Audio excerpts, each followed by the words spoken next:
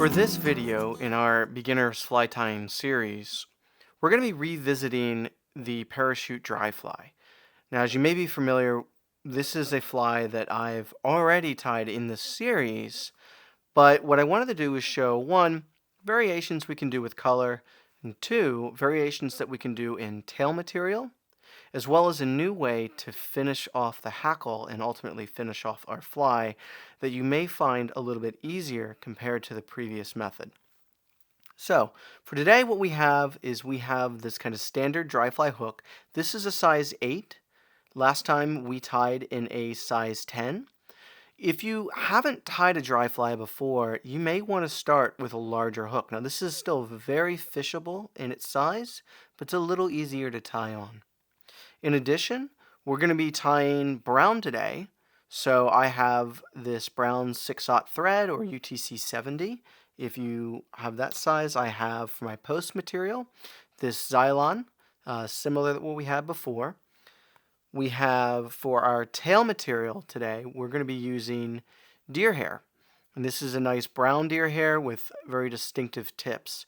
And I'm going to show you how this can actually make your dry fly look a little different, and in some ways can be more attractive depending upon your desires. We also have a brown hackle feather that we're going to be leveraging today for our size. Again, I'm looking for tips that are a little bit longer than our hook gap. A lot of people will say traditionally they're looking for 1.5 the distance between the hook shank and the hook gap. So something where it would be down here. I like mine a little bit shorter than that. It's personal preference, but it's entirely up to you. And finally, we have a selection of dry fly dubbing, and for today, we're going to be using this kind of rusty, it's I think called rusty spinner, but this kind of rusty brown color. And that's really all the materials that we're going to be using. Now for our tools, I'm going to be introducing the hair stacker. I'll show you how we use that. I have some super glue. This is the gel type. It's important if you use this method to use the gel super glue because it's going to give you more working time and it's going to stick out from the post a little bit farther, allowing it to actually soak into the hackle feather. I'll show you what that looks like when we get to that point.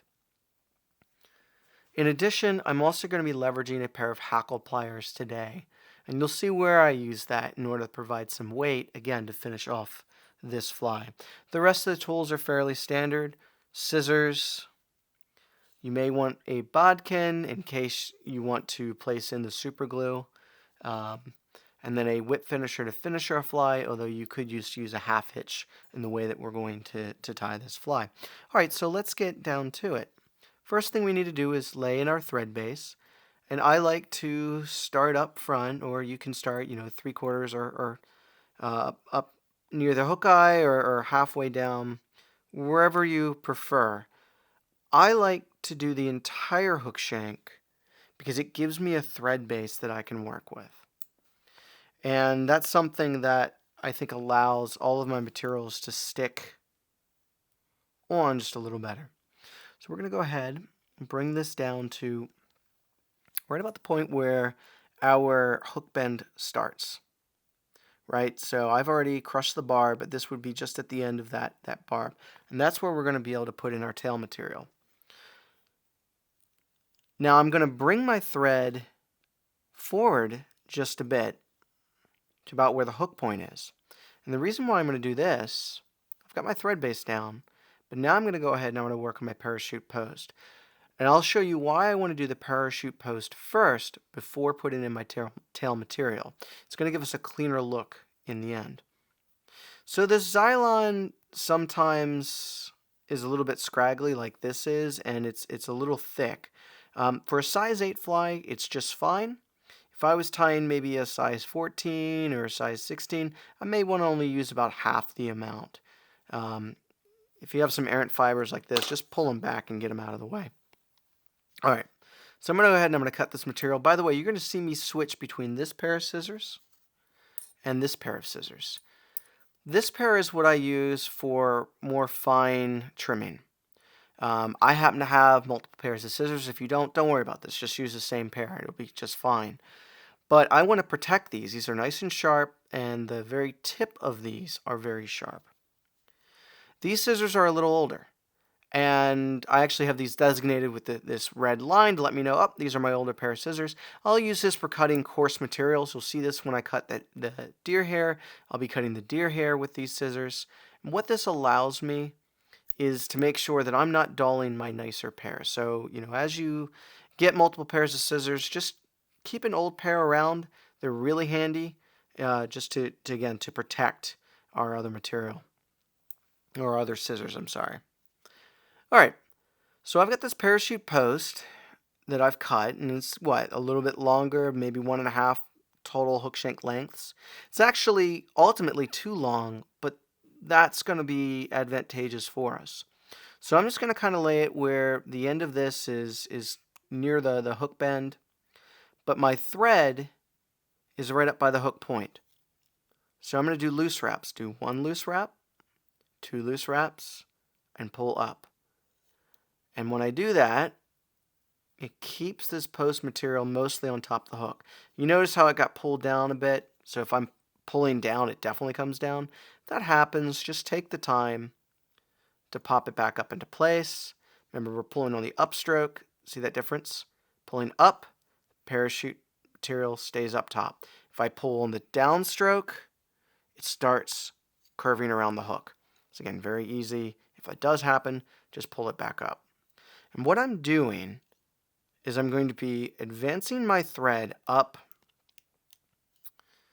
to, let's say, the about 1/4 of the hook shank length behind the eye. So I'm not quite there yet. Let's continue to advance forward. Again, pulling on the upstroke to, I like about there. Somewhere around that point. So now what I'm going to do is I'm going to pull this parachute post back. I'm going to place my thread wraps in front, and I'm going to be tying back towards it. And that's going to create this little thread bump. We call that a thread dam. See how that parachute post material now sticks straight up? That's exactly what I want. So now what I can do, I'm not worried about this tag end back here just yet. I'm going to start, so I put my thread, I was in the front, and I put my thread behind. And now I'm going to start wrapping up this post. Now I'm going to hold on to this post, because if I don't and I pull too hard, the thread's going to pop right off, or that parachute or the post is going to go in the wrong place.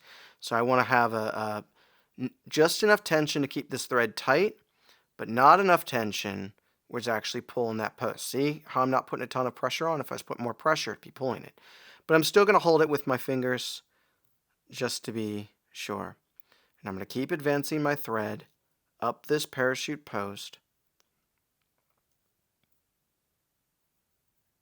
just somewhere about here. Enough where I have a nice anchor point. This is where we're going to tie on our hackle. And now we're going to slowly advance our thread back down. Okay, so now we're ready to start bringing our thread back. But before we do, we're going to take this bit sticking up, and we're going to cut at an angle. See how I have the tips of my scissors at this angle? I'm going to angle it straight down. And what that does is makes it so that when I go back here with my thread and I tie down one wrap next to the other, I'm going to get a very tapered body. So I'll come back up just to clean up a couple of those fibers. I'm not worried about it too much because the dubbing is going to clean up anything that I leave behind. But now I have this nice little tapered section that also gives me a very good indication of where to cut my tail material. This is why I waited to put my tail in until after I cut my parachute post. So I'm going to take my deer hair. I'm just going to select a couple of strands. right? Where if I pinch them all together, it's going to create a relatively small bundle, nothing too huge. I'm going to grab those, pull them away from the hide, take my scissors and cut as close to the hide as I can. That's going to keep this nice and clean as you cut more off. Now, I'm not letting go of the material with my left hand, and I see all these little scraggly fibers. So if I pull those, you might get a couple short ones that come out. I'm going to start cleaning up this deer hair to now where it's a lot more clean. Now I'm going to grab it with my right hand, the butt ends. That's going to expose my tips. And you notice that the tips of the deer hair are all kind of at different levels. It's not really aligned. That's where the hair stacker comes into play.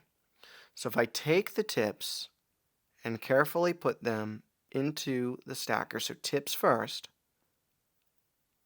then I tap it. I'm just tapping it on the base of my vise. You're just tapping it on the table like this. Don't need to bang it too hard.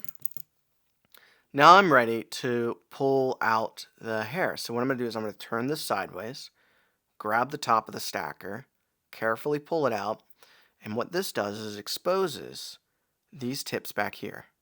So if I grab those with my left hand and pull out, now I'm going to switch hands to my right, grabbing again towards about the middle mark. You'll notice that these tips are all mostly aligned. And that's what we want for this fly. So what I'm going to do here is find the length I want. Now I usually do maybe the full hook shank, maybe 3/4. I don't like a terribly long tail. That's my preference. So now that I have that lined up, I say, yeah, that's about the length I want. I'm going to take my left hand and grab it pretty much right at that mark. So now I know that I have the length of tail I want sticking out to the left. So I'll show you again.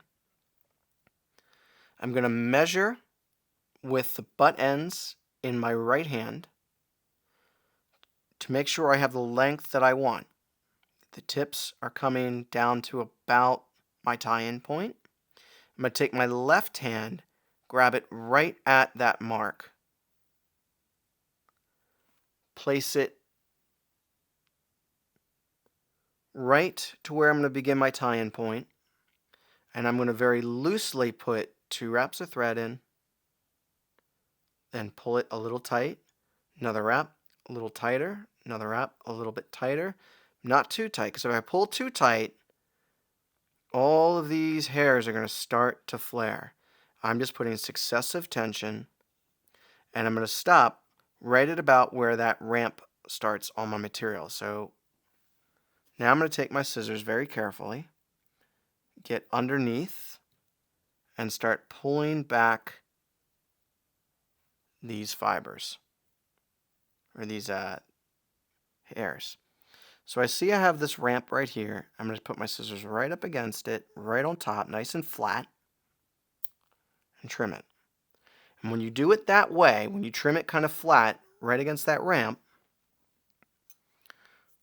when you go to tie up, what you should get is a very nice tapered body where you don't see the difference between where you tied in the tail material and where you tied in the parachute post. This is how you get a cleaner looking fly. Now I'm just going to start working my thread back down, right about to there. And again, I'm not putting a lot of pressure in. This material is already cinched in place. If I put a ton of pressure in, they're going to start flaring out. So I'm actually going to do a couple loose wraps, just enough, and that kind of keeps it from going too crazy. Now I'm ready for my dubbing material. Okay. So for this, I'm going to go ahead, I'm going to grab my box of dubbing, I'm going to grab my whip finisher tool. Again, I like to get multi-use out of all my tools. Just hook right out of that hole on the bottom to expose out a small amount. Pull it out. That's going to give me just a wisp of dubbing. I'm going to wet the thread,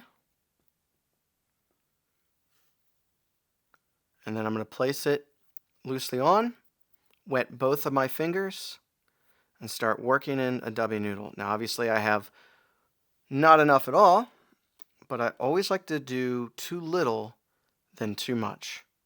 So I'm going to go ahead, grab another small wisp, and start working this dubbing material into place.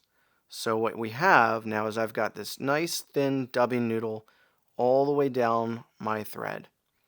And I'm ready to start wrapping it in place. Now as I wrap,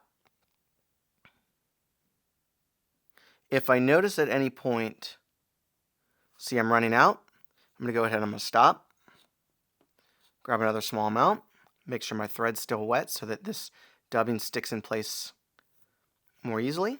Wet my fingers if I need to, and work that dubbing noodle back into place. And start wrapping forward again. So I should get just enough to where I'm right behind that parachute post. So I think this should be the last of it. Let's go ahead and wrap this around. Perfect. So I'm ready to go ahead and tie in my hackle feather. Now, hackle feathers have a natural orientation. So I've already split some of these barbs out, and you can see how they're sloping down towards the tail, right? So they're all sloping off to my left. And that's true all the way down this material. I want that orientation.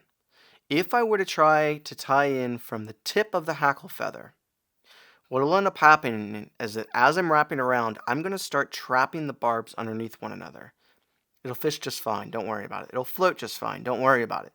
But it won't look as clean. So if you're trying to get that nice dry fly hackle look, start from that orientation. So you're basically tying from the butt section of the hackle feather and working your way to the tip.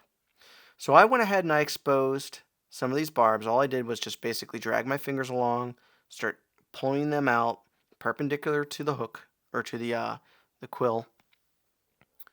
And now I'm going to take my scissors and cut pretty close to the main stem. That creates, and we've done this before, this little comb. That's our tie-in point. That's going to allow this feather to get secured in place. So I'm going to go ahead and grab my thread, start wrapping it into place, bring my thread forward. Now notice I've got myself in the situation where I have all of this thread here. Take your time, roll your bobbin back up so you can be much closer and be more in control. Okay, so I'm going to start wrapping back. I'm going to wrap right up to where I first tied in. Trapped a little bit one of these fibers. This is where your bodkin comes in handy. Just pull that up. And I'm ready to continue to dub. So we're going to go ahead, we're going to wet our thread, grab out a little bit of our dubbing, wet our fingers, start working in this dubbing loop. Or not dubbing loop, I apologize, this dubbing noodle. Alright, so we're going to put one wrap behind, and the rest of our wraps we're going to go forward. Notice I grabbed that parachute post and bent it out of my way. That way, it's not going to trap any fibers. See, I need a little bit more. Notice I'm doing this in small sections. I'm not trying to put a ton of dubbing on. I'm trying to do this in small sections. It's going to give me more control and a cleaner look overall. One last tiny little amount, and this should be good.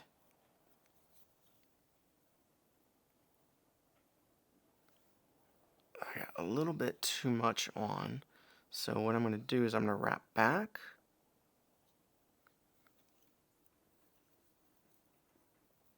Again, just the distance of my bobbin. It should give me a little bit more of a tapered head on this fly. Perfect. Right up to the end. I'm going to grab my whip finisher, put on a quick whip finishing knot. I have a video on that if you want to know how to use this tool. I like to do this twice. Make sure my thread's not going to come loose. Alternatively, you could totally do a clinch knot. Or a half hitch. Sorry, not a clinch. You could do a half hitch and finish it off. So again, you could just put in 2 or 3 half hitches and it would be secure. So after that, go ahead, cut off your thread. That might seem strange because we have not finished our hackle feather. However, we are just fine. And I'll show you why. What we're going to do is leverage our super glue to secure this hackle feather to our parachute post. This allows us a much easier method to secure the hackle into place. So to do this, we're going to do not a giant glob of super glue, but a nice bead, and we're going to go straight from, I went from the top of the parachute post down into the dubbing. So now I'm going to go ahead and start bringing my feather, my hackle feather, around this post. And I'm going to keep going up. Only enough pressure. If I'm worried about that I'm pulling too hard, I'll go ahead and I'll grab that parachute post. And then I'll go ahead and I'll start wrapping back down.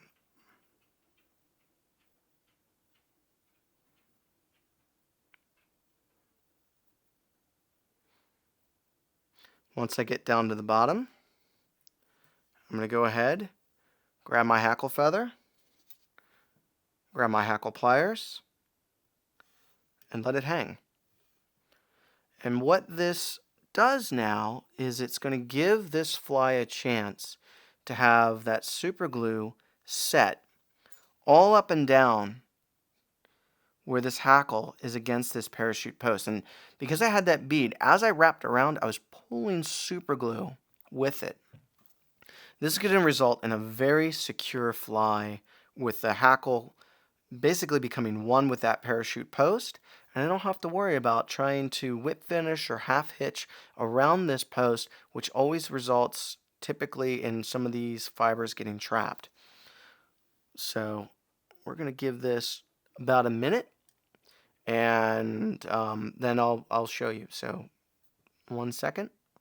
Okay, we've let about a minute go by, and you notice if I start taking tension off the hackle pliers, the hackle doesn't want to seem to unravel. That lets me know that, okay, I think I have enough time where this has started to dry.